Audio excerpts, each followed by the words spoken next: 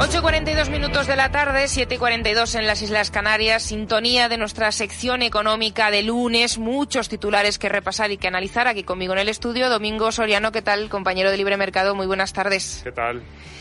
Juan Ramón Rayo, profesor de la Universidad Francisco Marroquín, muy buenas tardes, bienvenido. Buenas tardes, ¿cómo estamos? Vamos a empezar, si os parece, por el anuncio, ya lo hizo el presidente del Gobierno, Pedro Sánchez, hace un par de semanas, si no recuerdo mal, en esa rueda de prensa de balance de fin de curso, cuando se comprometía a una nueva subida del salario mínimo interprofesional para 2023, dijo que se trataría en cualquier caso en otoño y que habría que reunir a la comisión de expertos para calcular, ¿no?, la cuantía. Hoy pues nos sorprendían las declaraciones que hacía la ministra de Trabajo. La vamos a escuchar, Yolanda Díaz, en una entrevista en el Periódico de España, digamos que recurriendo a la inflación para defender, Domingo Rayo, esa próxima subida del salario mínimo interprofesional.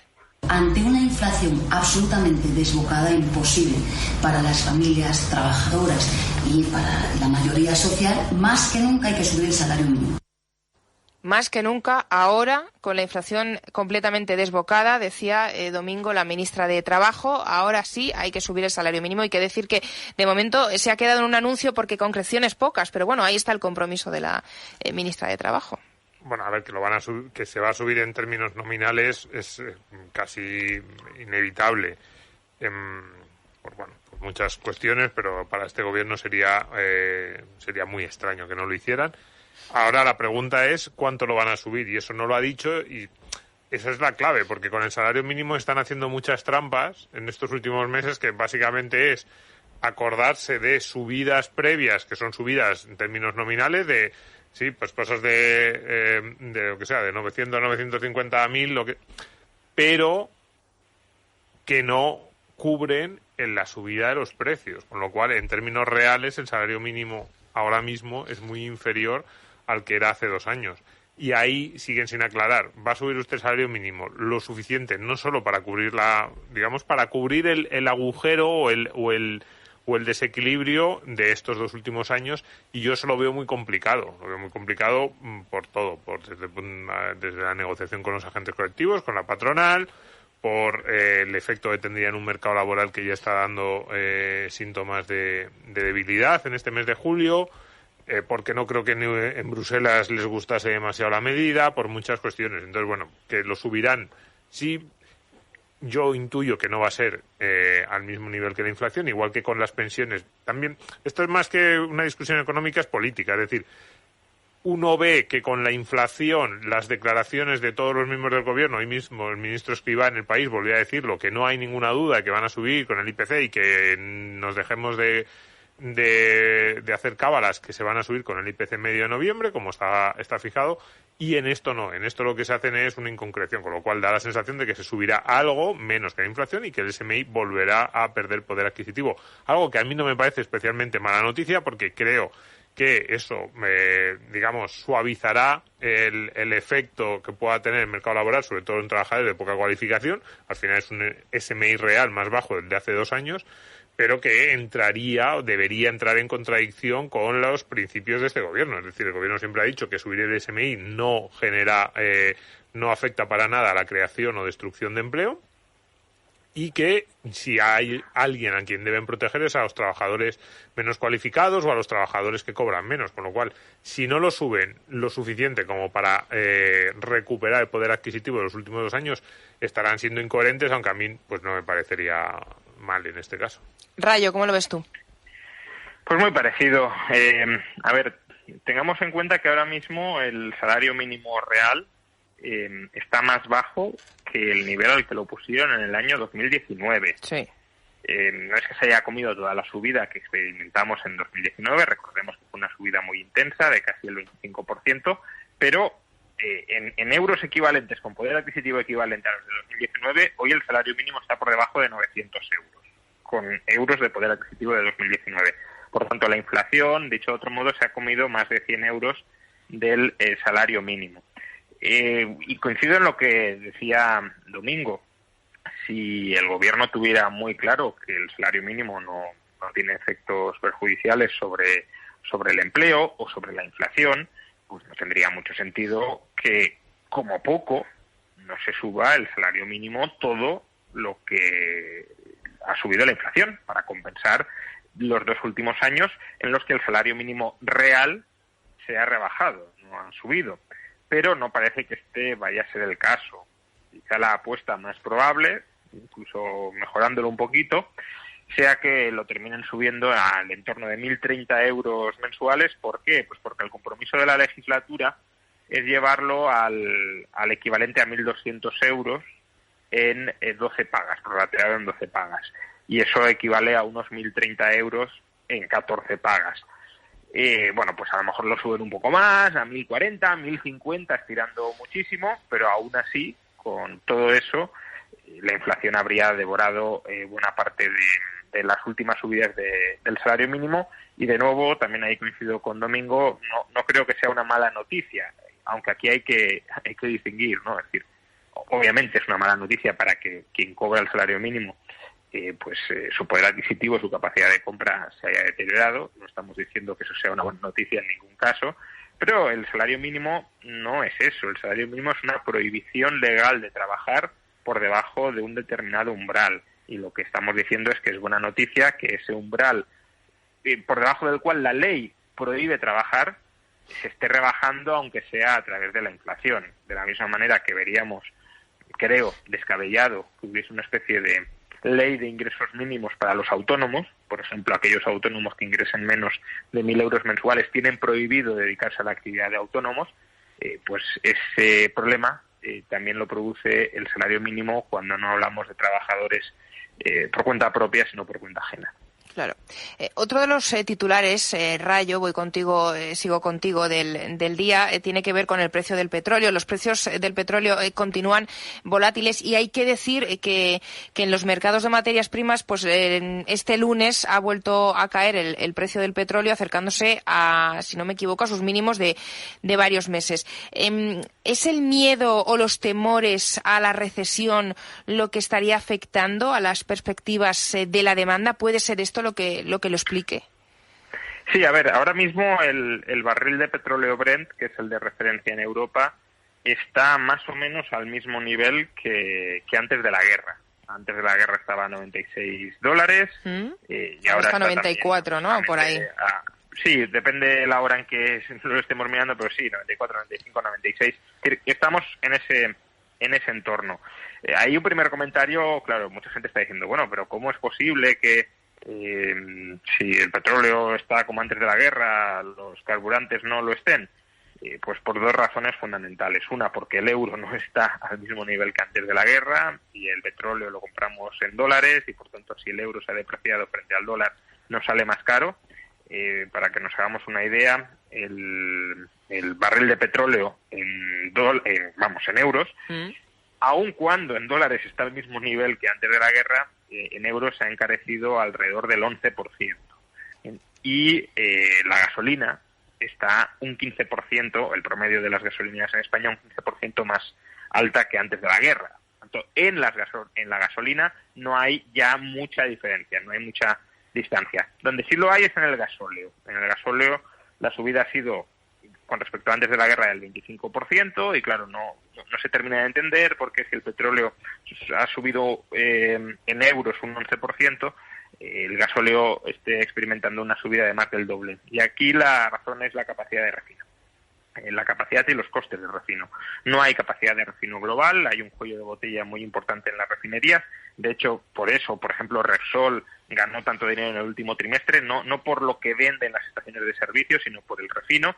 Y además los costes del refino, especialmente los del refino del gasóleo, se han disparado porque se utiliza gas, y el gas sí está mucho más caro. Claro. Por tanto, aquí hay una cierta mala noticia, y es que no hay en realidad tanto margen para que bajen mucho más los carburantes si no se aprecia el euro o si no baja más el petróleo. ¿Por qué el barril de petróleo ha bajado? Preguntabas. Bueno, en parte claro que es por el temor a la recesión en Occidente. Pero no es solo eso. La demanda china de petróleo no está creciendo tanto como se había anticipado hace meses. Es verdad que hoy hemos conocido importaciones de petróleo, datos de importaciones de petróleo en China, y han sido un poquito buenas, han subido un poco, pero aún así la demanda de petróleo china está muy débil y además en el lado de la oferta no olvidemos un factor que ha venido sucediendo en los últimos meses y que ha sido muy importante, y es que Estados Unidos está liberando cada día 1 millón de barriles de petróleo de su reserva estratégica. Esto terminará en octubre, justo antes de las elecciones en Estados Unidos. Uh-huh. Y otro factor que ha sucedido en los últimos días es que Libia ha conseguido restablecer su suministro regular de petróleo, que es de 1,2 millones de barriles diarios. Sí. El problema de Libia también es que la situación es tan inestable que ahora mismo lo ha restablecido y quizá la semana que viene vuelva a paralizarse. Pero bueno, digamos que la oferta ha aumentado un poco durante las últimas semanas y la demanda no tira, más bien se espera que pueda retroceder. Domingo, ¿qué lectura haces tú de la caída del precio del petróleo? Porque claro, la gente en casa no sabe muy bien cómo interpretarlo. Como dice Rayo, al final esto no se nota tanto cuando uno va a echar gasolina. Hombre, a ver, se nota... A ver, yo la lectura que hago es que para nosotros, desde el punto de vista de la eurozona, a mí lo que más me interesa es lo que estaba diciendo, esa relación entre el dólar y el euro, uh-huh, y lo que eso supone para nosotros, que lo hemos comentado en las últimas semanas. Es decir, en un contexto en el que el resto de los bancos centrales están subiendo los tipos, este tipo de noticias, dices, el crudo te baja a niveles de preguerra, pero la gasolina no te baja tanto en la eurozona, entre otras cosas porque tú estás comprando o los precios internacionales se marcan en dólares. Es decir, si todo apunta a que el Banco Central Europeo va a seguir la línea de los, del resto de los bancos centrales, esto todavía es más presión dentro de la eurozona, porque nosotros tenemos ahora mismo la moneda o de las grandes monedas, una de las que más menos fortaleza ha demostrado en el último año. Entonces, es un alivio que te baje el precio del petróleo a nivel internacional, sí. Eso, además, los precios de transporte siempre repercuten en muchos otros sectores, pero desde nuestro punto de vista, yo creo que anticipa subida de tipo, o digamos que confirma que lo que todos, no tanto la rebaja del precio del petróleo como esa comparativa entre lo que ha bajado el precio del petróleo y el hecho de que eso no acabe de reflejarse en los precios de nuestra área económica de la eurozona, confirma que vamos a ir a una subida de tipos y a una situación que, ya lo decía la semana pasada, si algún país a mí me genera dudas cómo puede reaccionar en ese entorno, puede ser Italia y España.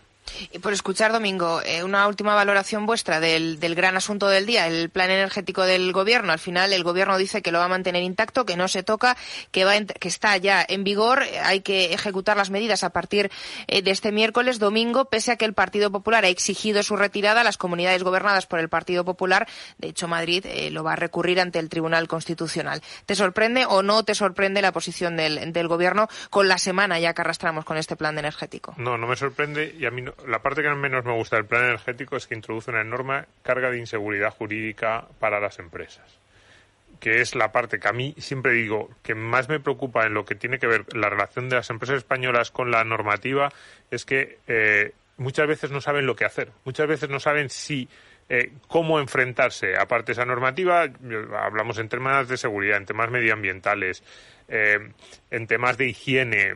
Cuando hablas con un comerciante, con alguien que tiene un bar, te dices que no sé ni lo que se me aplica, ni si estoy cumpliendo, y siento que si cumpliera todas las normas no podría abrir la ventanilla, no podría abrir la persiana de mi negocio, y esta es una norma que en eso yo le di la razón, sinceramente, a los consejeros del PP que han protestado, a los consejeros de las comunidades autónomas, es que introduce más inseguridad. Es que uno se la ley dice, si yo tuviera un negocio, no sabría qué es lo que puedo hacer. El otro día la ministra diciendo, no, a unos 25 grados...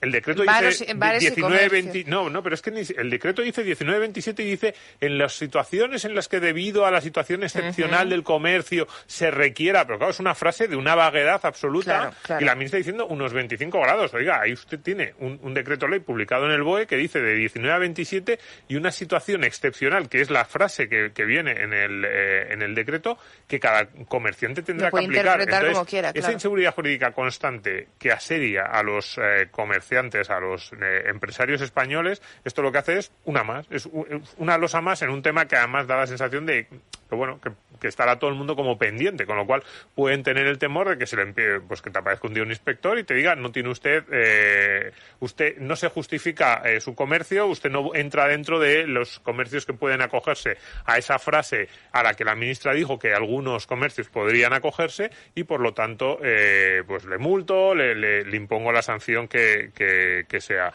Y bueno, es un drama, porque ya suficiente tienen cualquier comerciante español con las normas que ya les venían de atrás y que ya introducían muchísima inseguridad jurídica en su día a día. Luego, a lo largo de la tertulia nos vamos a marchar hasta Baleares, porque el gobierno de la socialista Armengol ya ha dicho que va a imponer unas inspecciones periódicas para comprobar si se cumple o no con el plan energético del gobierno, y como dice Domingo, con la interpretación que puede hacer cada administración. Rayo, voy contigo. ¿Tú cómo lo has visto, este mensaje que ha trasladado hoy la ministra Rivera? A ver, yo creo que la crítica que se le puede hacer, aparte de lo que mencionaba Domingo, bien mencionado, es una crítica de principio o de fondo. El ahorro energético puede ser necesario y conveniente en un momento de escasez energética, pero es que ese ahorro energético ya lo están aplicando las familias y las empresas españolas debido a la subida de precios y debido también a la perspectiva de recesión. Estábamos mencionando hace un momento que el precio del petróleo en el precio internacional había caído. ¿Por qué ha caído? Por la menor demanda. ¿Por qué hay menor demanda? Pues por la perspectiva de recesión y también por los altos precios que lleva a que la gente economice. Lo que ha conseguido históricamente que la demanda eléctrica, la demanda de gas que haya en España, no ha sido que un gobierno nos haya dicho podéis consumir tanta energía para esto pero no para lo otro. Ha sido simplemente el mecanismo de precios, y dentro de ese mecanismo de precios cada persona reacciona y se adapta como considera pertinente. Y estamos, sin embargo, abandonando ese mecanismo, porque además está cada vez más falseado. Si suben los precios, impedimos que suban, y luego queremos que se ahorre, pero que no suban demasiado los precios, y vamos a un mecanismo de racionamiento político. Y eso, más allá de la economía, que pues no deja de ser arbitrario, si hay que ahorrar de esta manera o de la otra, el comerciante a lo mejor dice yo prefiero ahorrar pues no sé, dejando de iluminar el escaparate, pero dejando de poner el aire acondicionado durante el día para que la gente entre a la tienda. Bueno, esa es una decisión que tiene que tomar cada comerciante, porque él sabe lo que es mejor para su comercio. Sí. Y en lugar de eso, lo que estamos haciendo es mandatos políticos que, ya digo, al margen del perjuicio económico que puedan llevar, creo que son un precedente muy negativo para las libertades personales, porque al final allí donde no podemos decidir cada uno de nosotros qué hacer con nuestra vida, decide el político y nosotros agachamos la cabeza.